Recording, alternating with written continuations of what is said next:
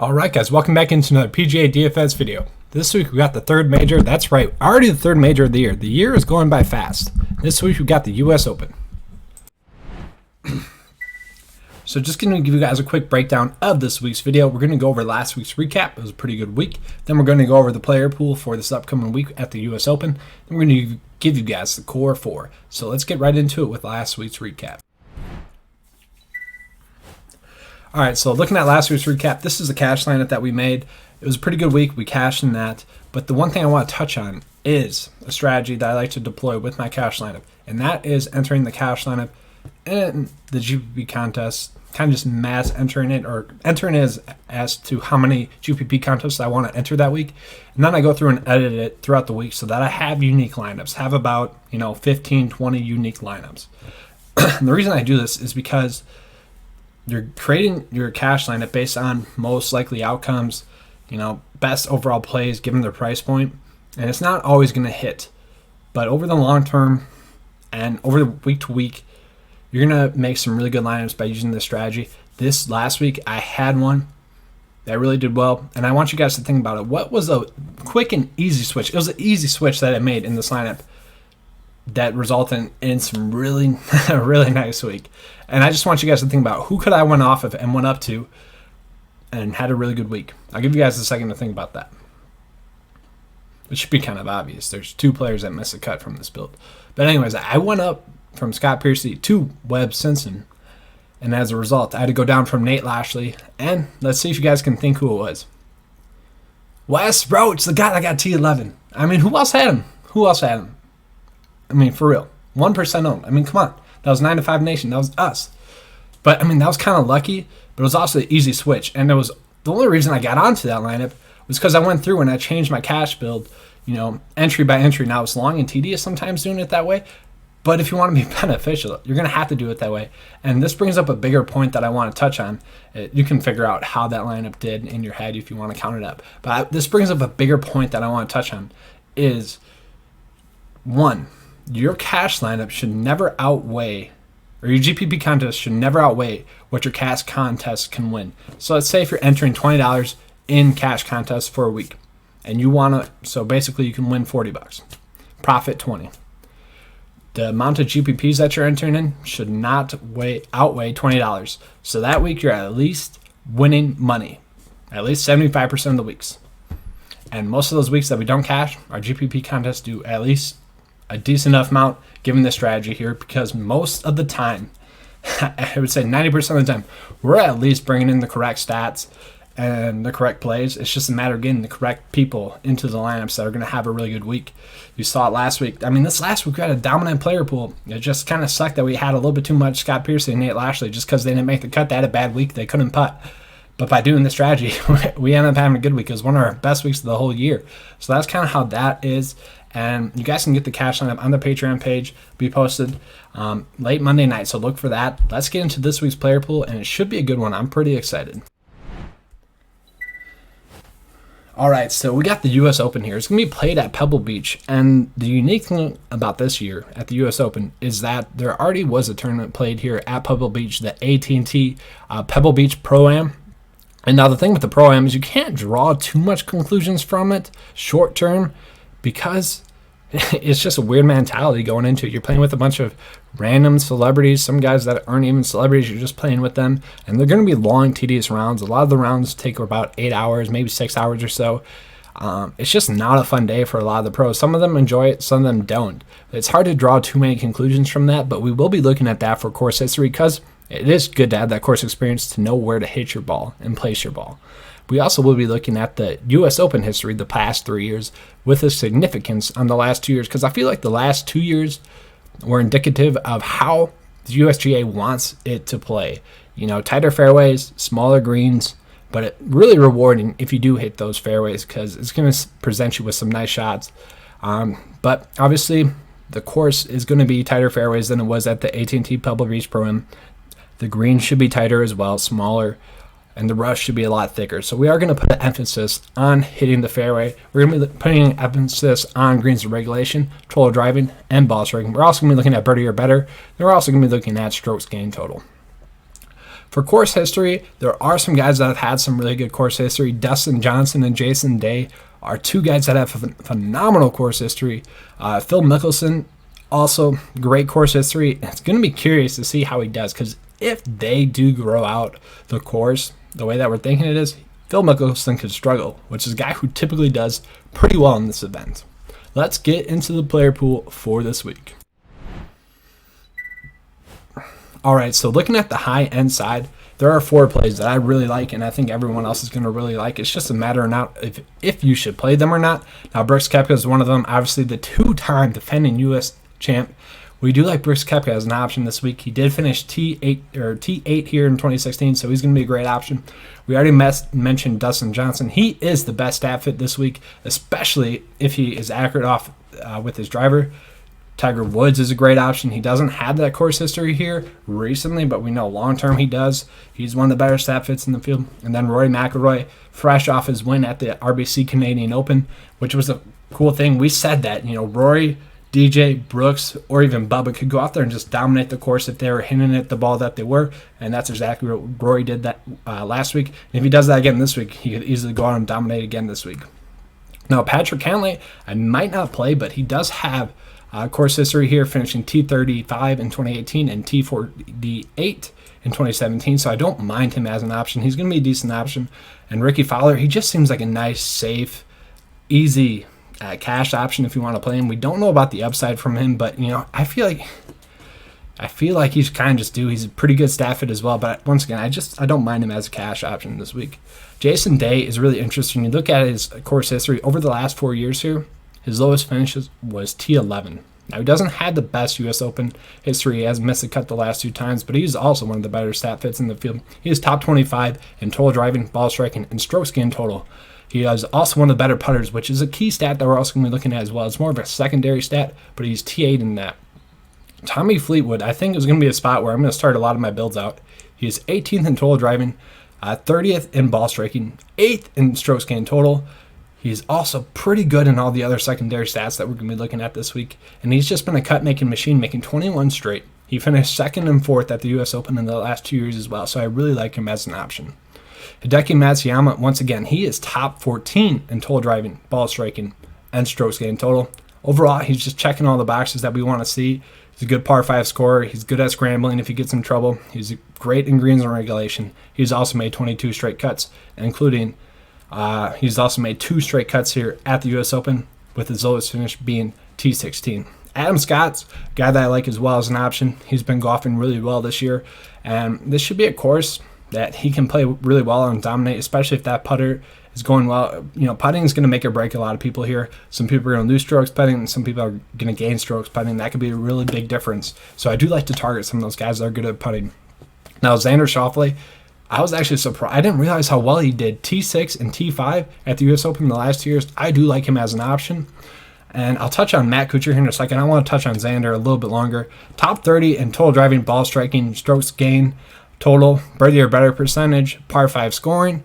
And he's also 23rd in greens and regulation. So I really like him as an option. In case you guys didn't catch it, I think I'm going to go back to the well with Matt Kuchar as a cash option and GPP option. I'll touch on him a little bit later on, like I just mentioned. Now, Paul Casey, this is a very interesting option. He finished 2nd here earlier this year at Pebble Beach, a T8 the year before that. He is one of the better stat fits in the field. He is close to top 5. The only thing is he withdrew out in this last contest after the first round, after he shot at T69, T69. So not a bad week. He just had the flu. I don't think we really have to worry about that with Paul Casey. I do like him as a GPP option again this week.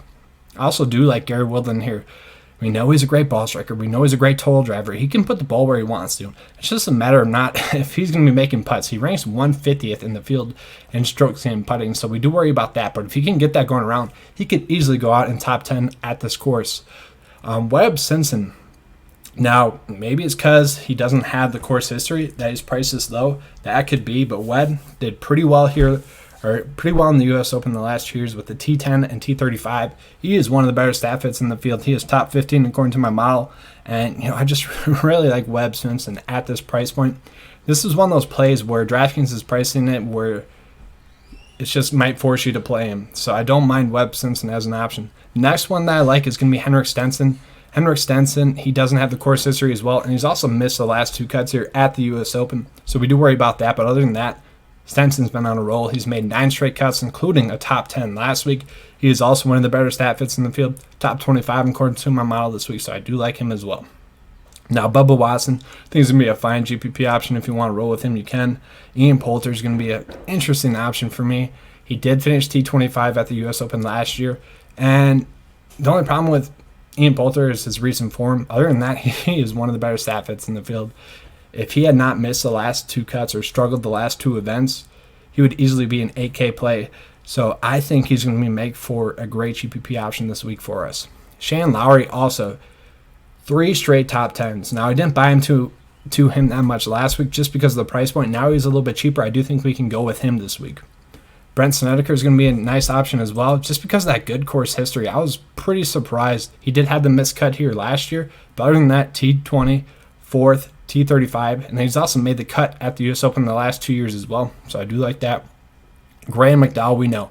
He's just been a guy that's been on a roll this whole year. T18 last year, so we do like that. And he's just been finding ways to win. That clutch putt on 18 this last week, that was nice. A 30-foot putt to ensure his bid at the Open. So that was pretty cool. Maybe that mentally doesn't make him want to play as well this week, though. I don't know. I'll probably most likely just be playing Graham McDowell in GPPs this week, but at that price point, it's kind of might be teasing the idea of playing him in cash. Rafa Bello has been a beast. He's made 3 straight cuts at the U.S. Open and also has made 2 top 26 finishes here at the Pebble Beach Pro-Am. So I do like Rafa Bello as an option this year and week. Jim Furyk, he's probably the most underpriced guy this whole week. Hasn't missed a cut at the Pebble Beach in the last 4 years. Also hasn't missed a cut here at the U.S. Open. So this just sets up really well for Jim Furyk, who's been having a great year. So I don't mind him as an option. He's one of the better stat fits as well. He can put the ball where he wants to. It's just a matter of if he is putting well or not. He's pretty much Graham McDowell, but cheaper, with better course history and better U.S. Open history. So we do like that. Now, Tyrell Hatton and Billy Horschel are going to be 2 options that I like as well. Especially at this price point. That's all it is. They're going to be GPP options, maybe 10% ohm. Same for Keith Mitchell here. Just, decent stat fits, guys that we think are going to make the cut, and this a matter or not if they're going to pop. And one point that I should have touched on earlier on when I was going over last week's GPP lineups is I want to give you guys all these plays just because I don't know where you're going to end up in your build. And I want to give you guys the best options at those price points if you do end up at a certain price point in your builds and you have to go with someone. That's kind of why I do the player pool section of it, and then I go through my core 4.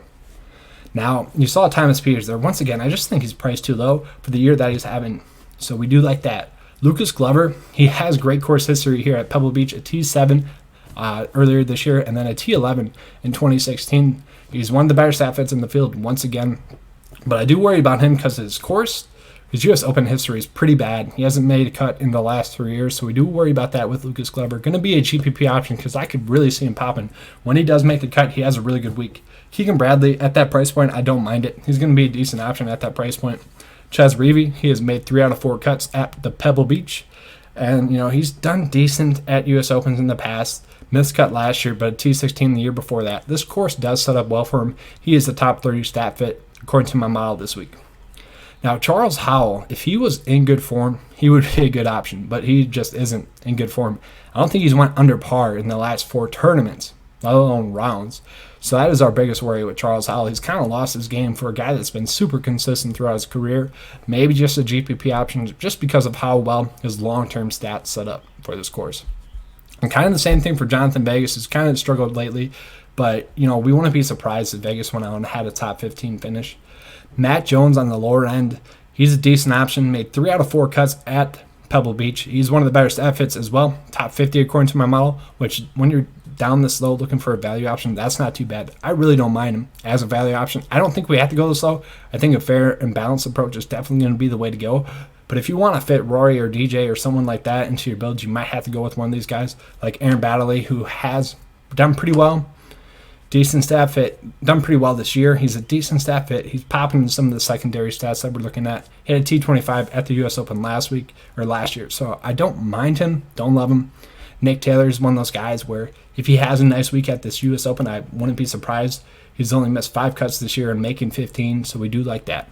But this is most likely going to be the GPP build so far. Obviously, I'm going to change this and make it changes accordingly throughout the week with the more information that we get from the course. Now let's get into the Core 4. And hey, before I get into that, let's remind you guys, we got the Patreon page there, $5 a month. We cashed in 75% of our contest this year, so look for that if you guys haven't joined it. We're trying to get to 40 before the end of this week. So let's get into the Core 4. All right, so we're starting off with Hideki. I was kind of thinking about going Tommy Fleetwood here, but Hideki, you just look at what he's done. Pretty much this whole year has been a T30 finish or better. Now, the weeks where he struggled, he still finds a way to make the cut. He's clutching up here, and then he just has a good week, plays well throughout the weekend, and gets a top 30 finish. So we do like that. Let's look at the stats a little bit more. So we already touched on it a little bit, but he is 3rd in total driving, 14th in ball striking, 8th in strokes gained total. He is 75th in fairways hit, but if he has to club down, he's actually one of the better ones in the field in clubbing down. And I kind of think this is going to be a similar week to last week where it kind of just plays the same. Obviously, it's going to be a more tough version of that, but we do like Hideki. His birdie or better percentage is T18. Now, he has struggled putting. That's our biggest worry with him. If it wasn't for his putting, he'd probably be a top 5 stat fit, and even still, he is one of the best stat fits in the field. After that, you look at T26 for his par 5 scoring. His scrambling is 11th. His greens and regulation is 26th, and he's also made 22 straight cuts. He's also had a T16 and a T2 finish in the last 2 years at the U.S. Open, so we really do like that about Hideki. He's going to make for a great cash and GPP option this week. He's not priced up too much, but he is starting to get to that point where you do have to think about it a little bit. Now, the next one was Matt Kuchar, and we played Matt Kuchar 2 weeks ago. He was one of our favorite plays 2 weeks ago when he missed the cut, and we knew that he was due for a cut, but honestly, his missed cut 2 weeks ago couldn't have come at a better time, right before the U.S. Open pricing came out, and as a result, he is really mispriced, and we can benefit from that. He should at least be $1,000 more if you look at what he's done this year. It's been phenomenal. And his course history really isn't bad. T22 here last year, T62 the year before that. He did have a missed cut in 2017, but that's fine. He is the best stat fit in the field if you look at it, especially from a price point standpoint. T19 in total driving, 7th in ball striking, 9th in strokes gained total, 12th in fairways hit, 2nd in birdie or better percentage, 38th in strokes gained putting, 4th in par 5 scoring, 9th in scrambling, 3rd in greens or regulation. Now, he did have a missed cut at the U.S. Open last year, but before that, he had made 2 cuts at the U.S. Open. So we do really like Matt Kuchar at this price down discount that we get him at this week. All right, the next option here is going to be Webb Simpson. Now, I told you guys I would give you guys some pivot plays from the core plays. I do think from Matt Kuchar, a GPP pivot would definitely be Paul Casey. And like I said, for Hideki, a cash or GPP pivot would be Tommy Fleetwood. They're pretty much priced the same. Now, next, I want to get into Webb Simpson. Just because I'm surprised at this price point, he makes for a great option. I do think he's priced this way because he does have a missed cut in 2017 at this course, and that's his only course history. But he's played well the last 2 U.S. Opens. He's played well pretty much this whole year, and just at this price point, I think he's priced a little bit too low. Say what I said about Matt Kuchar, and Webb Simpson is just a slightly worse version of that. So obviously, I really like Webb Simpson as an option. Now, the next one, let's get into it. It's going to be Henrik Stenson.